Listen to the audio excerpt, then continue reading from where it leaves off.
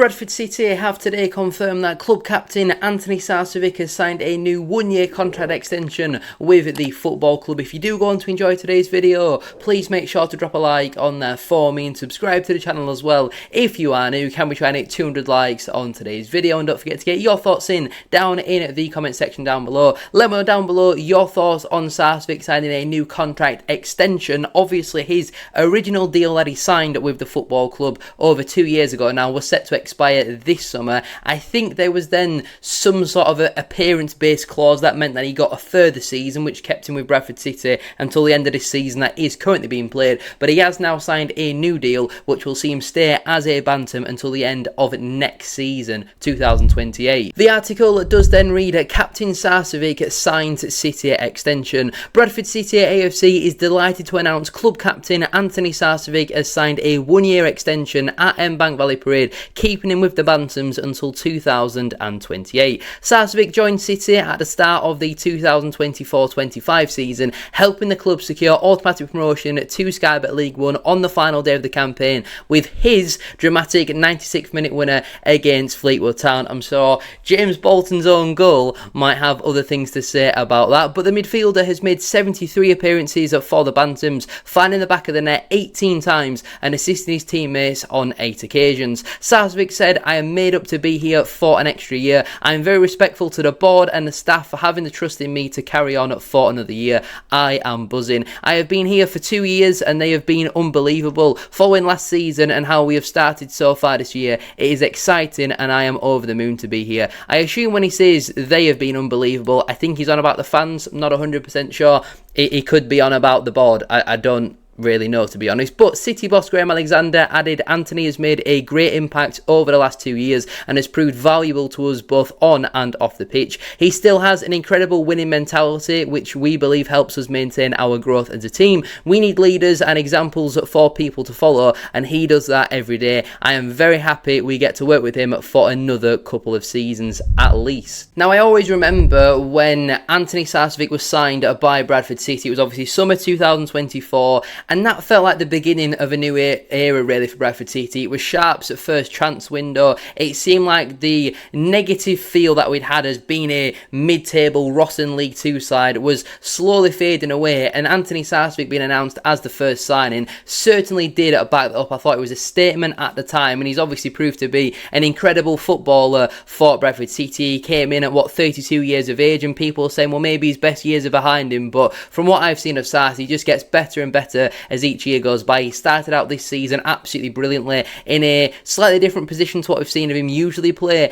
at Bradford City. He's largely played as a right attacking midfielder in the 3-4-3 system, but obviously this season he has played, I think, every minute as that box-to-box and number 8 midfielder, and there was a lot of talk pre-season about, is a midfield pairing of Callum Connolly and Antoni Sarcevic going to work? And I was certainly one of those people who did raise those questions. And then you obviously go through pre-season, and I think there was probably still those questions. You beat Rochdale in the Cup, a League 2 side who've only just been promoted into the Football League. The questions were still there. You then beat Peterborough at home. Again, questions were still there afterwards from a few people, given that obviously Peterborough are a side that a lot of people think will be down there at the end of the season. And then you go to Sheffield Wednesday, and Sarcevic and the rest of the team put in the performance that they did on Thursday. You can watch that vlog over on the main channel, exclusive to channel members, but you see that go in, and I think Connolly and Sarcevic, they've answered the litmus test. There's not going to be many more games that are as difficult as Sheffield Wednesday away, and I thought, again, in particular in the second half, both of them were excellent.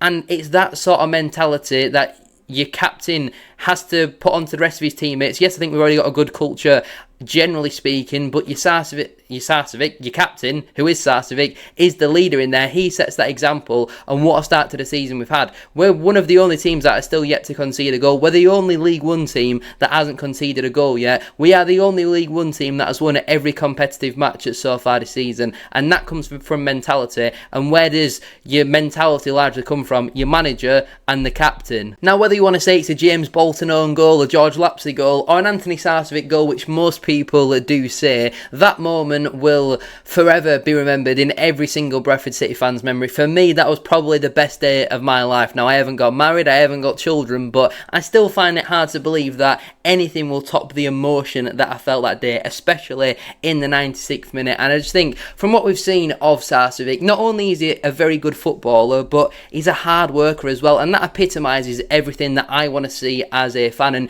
you look at some of the players that we've had in years gone by, or maybe even some of the players that are in the current squad, are they the best footballers in the respective division that Bradford City are in? Not necessarily, but they're incredibly hard working, and that is what makes them successful. That is what makes them enjoyed by Bradford City fans. Obviously, you've got to have some sort of ability about you. I could go and run around on that football pitch, but realistically, I'm not a very good footballer. So I think, yes, Sar's obviously a great player. He was our top goal scorer in League One at last season, but some of those goals did come from just sheer hard work. Look at the goal away at Exeter, for example. We're 1-0 up away from home. We need to make sure we secure the win to make sure that we secure a playoff spot, and then look how the second goal comes about from hard work from Sarcevic, and he epitomises everything that I want to see in a Bradford City player, and that is ultimately why he is a Bradford City captain. It seemed quite an obvious choice given he was vice captain last season and he was the armband wearer when Max Power was obviously suspended, but I couldn't think of anybody better to encapsulate what I want to see in a footballer than Antoni Sarcevic. Yes, Bradford City have come up short at times over the last couple of years, but how many times have we questioned the effort and the work rate of those players? Very, very little, and that is because of the manager, Alexander, who I think is our biggest asset and certainly sets those standards, but then it also trickles down to the captain, and that obviously is now Antoni Sarcevic, who I think has certainly set those standards incredibly high this season, given all those previous stats that I have just mentioned about no goals conceded, only team in League One with a 100% win rate. I think Sarcevic and the rest of the team deserve a lot of credit for that. Now, obviously, we are only 2 games in to the League One season, but Sarcevic has played every minute so far for Bradford City. He is yet to register a goal contribution, but I've never really felt like he's been in a position to really get one of those so far. He's been trying to play those balls out wide to Nerfil quite a lot, and he's been quite unlucky that Nerfil's not found himself on the score sheet, but you see his passing stats here, just over 70% for our style of football. I think that is a pretty decent return, but defensively, Sarce is bringing us a lot this season. 2.5 tackles per game, 4 balls recovered per game, 1.5 clearances per game. He wins 50% of his ground duels. At the moment, he's winning 75% of his aerial duels, which is a really strong return as well, to be fair. His discipline's been quite strong this season, because I do think at times last season he did pick up a few cheap yellow cards for dissent, and quite a lot of the time having a bit of a go at the linesman on the Midland Road side, and a lot of the time he was very right, and I could certainly understand his frustration, but hopefully for the long term across the full season, that is something that he does cut out more for this year. I know it can be incredibly frustrating when you get some abhorrent referees, especially at this level, but I do think last year he picked up maybe 3 or 4 bookings for dissent, which were a little bit cheap and a little bit needless. But obviously, last season in League One, 3 assists and 11 goals. Yes, at times he did have the odd injury last season, 32 starts in the league, but at the moment he has not just a 100% start rate, but a 100% match completion rate. He's played every minute so far. And when Sarcevic signed for Bradford City, his injury record and injury history was certainly something that did get brought up quite a bit, but you actually look at last season, he played 40 times in League One according to Flash Score.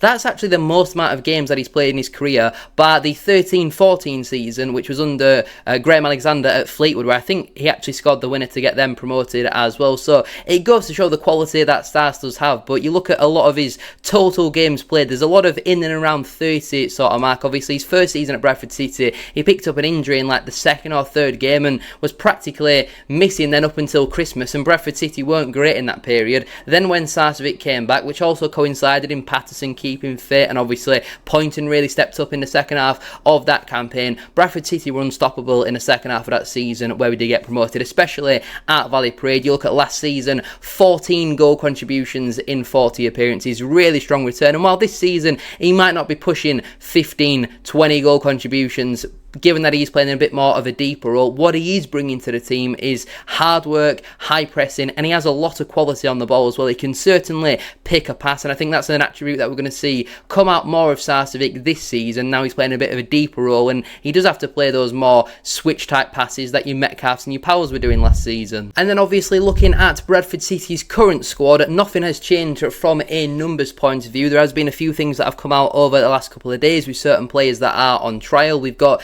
a left wing back who I think it's just been released by Brighton called Harry Mills, I think his name is. He's been training with us for a little bit now. And then obviously Sam Clucas, who I think had his deal terminated at Shrewsbury yesterday potentially. Now that for me would be a very bizarre signing, given that he hasn't really played that much football over the last couple of years and hasn't been great in those minutes that he has played. He's now in his mid-30s. That would be a bit of a bizarre signing for me. You'd assume that would only be a deal until January, but maybe speaks more about where we are in terms of budget and the market, and given there's only about a week or so left of the window, that would be quite concerning. But again, prior to the competitive game starting, there had been questions raised about Connolly and about Sarcevic as that main midfield pairing, but I think they've answered that. I really like the look of Henry Cartwright so far. George Lapsley certainly can play his part as well. We just have to hope that Sarcevic can stay as available as what he was last season. Obviously, we'd love Sarce to play every minute of every single game, but he's now in his mid-30s and he has got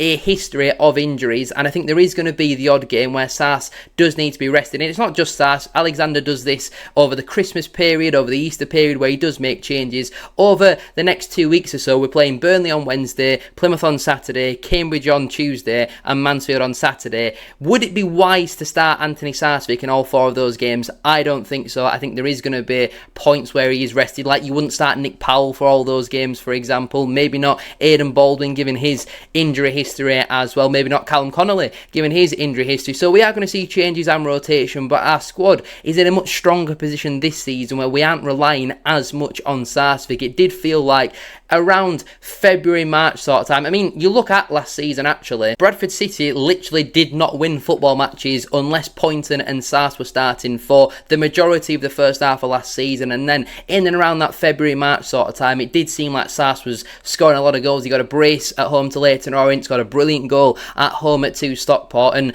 he's clearly a very talented footballer. I'm glad that he's staying around for a further season. I think it's wise that we have been able to tie him down. I'm sure there's no doubt there was going to be interest, but he clearly loves it here. As a fan base, I can't speak for everybody, but I love watching Antoni Sarcevic. Fantastic footballer, incredibly hardworking, and seems a very popular figure, not just in our dressing room, but you look at kind of the reception that Sarce always gets when he goes back to former clubs, bar Bolton Wanderers, where I think even some of their fans now are starting to turn their opinion back to liking Sarce, and maybe the Bolton manager at the time probably was a bit of a problem, but in particular with Plymouth and Fleetwood and Stockport, kind of their fans' reactions to Sarcevic going back there kind of just sums up what a guy he is and what a brilliant footballer as well. So delighted that he's staying around for at least another season, and hopefully plenty more 96-minute winners that send us up into the Premier League to come. We could be a Premier League team by the time Sarce's contract expires, and then we'd be asking for 10 more years, I'm sure. But anyway, I'm going to leave it there then for today's video. If you have enjoyed, please make sure to drop a like on there for me and subscribe to the channel as well. If you are new, can we try and hit 200 likes as I said at the start of today's video, and don't forget to get your thoughts in down in the comment section down below. Let me know down below your thoughts on Antoni Sarcevic signing a new contract extension with the football club, which sees him stay at Valley Parade until at least the summer of 2028. Thank you all very much for watching today's video. Have a great rest of your day, and I'll see you very soon for another one.